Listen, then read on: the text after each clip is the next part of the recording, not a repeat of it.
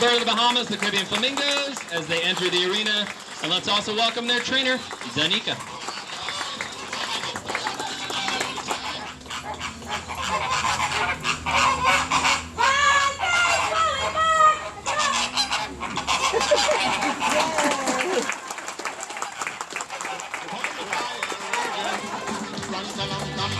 I can feel my temperature rising. Never will make a trip like this. All right, a round of applause as they come to their first stop.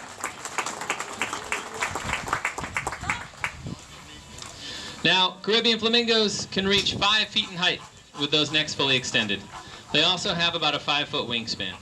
The males and females look almost identical. However, the males are slightly larger, weighing in at a hefty, massive, gigantic 8 pounds.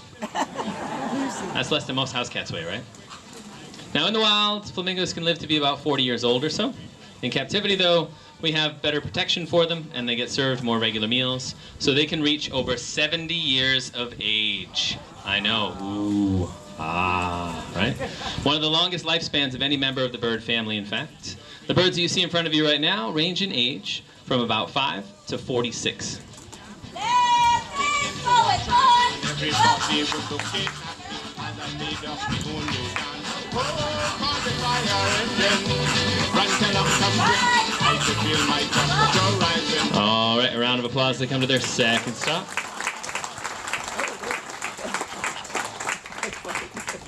So there are 6 species or different kinds of flamingo found throughout the world.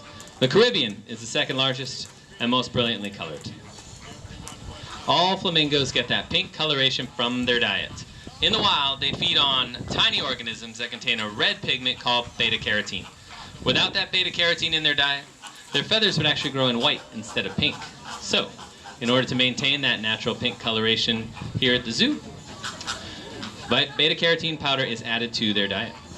But no, folks, their poop is not pink. That's a joke, you can laugh.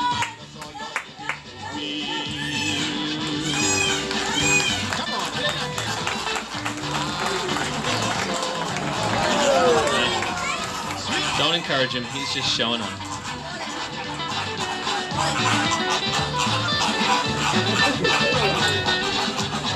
All right, a round of applause to come to the third stop.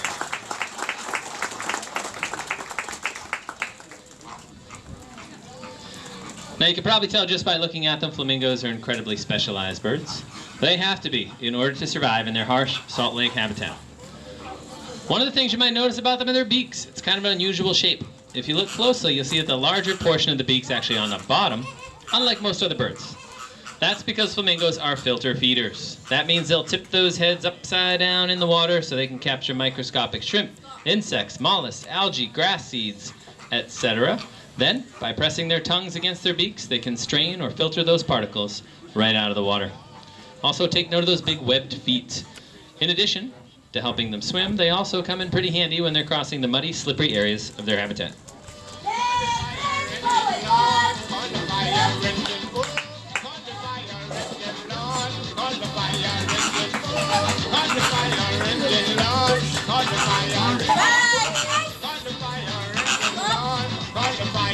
All right, round of applause to come to their next stop.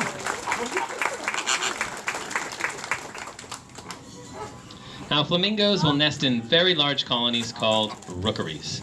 In the springtime, they'll build nests of mud that resemble small volcanoes. Then the female will lay just 1 egg on that nest.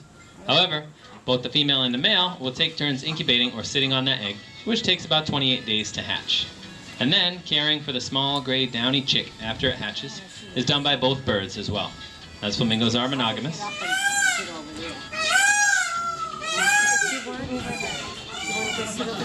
Very rude. Constantly interrupted. The peacocks don't like the fact that they're not the stars of the show, so they end up making all sorts of noise and disrupt the show completely. But that's okay. Back on track. Back on track. Here we go. Where was I? Oh, yes. Both the male and female will care for the chick as they are monogamous. It requires the very careful care of both parents to ensure the survival of that one chick that they have every year. It then takes 3 to 4 years, though, for that gray juvenile to reach its full pink coloration. Left leg forward, push. Get up. Get up, get up.